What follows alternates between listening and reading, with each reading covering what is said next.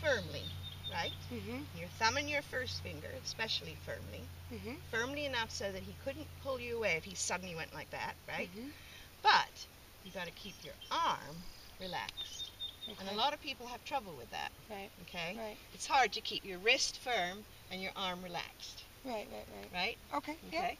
All right, so you're going to do the same thing on the other side. That's right. And we're just going to pretend you're riding English for the moment. Okay. Western riders use these methods to train their horses. Okay. Before they start doing all kinds of fancy stuff. It's basic Well, you have to horse training no matter what you're doing, right? Right.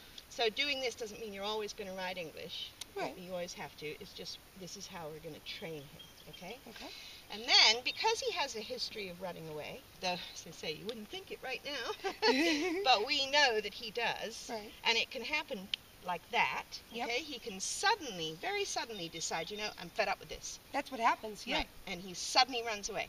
So even though you don't want him to know that you're anticipating it, you want to be ready, okay? Okay. So your reins have to be short enough so that if he does start to run, you can pull back with both arms, right? Yep. Or you can steer, whichever looks to be the right there. Yep. He didn't want to turn, and I see what I did. I held onto it and made him turn. Yep. Right? Made him give to the pressure. Exactly. That's Yep. what you have to be able to do.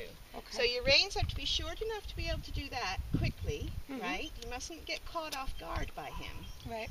but not so short that he can't move in a relaxed manner.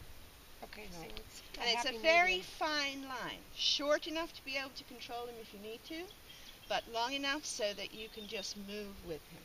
Okay? Okay. And even if your brain is telling you, be careful, be careful, be careful, he's going to do this at any minute, your body has to tell him that you're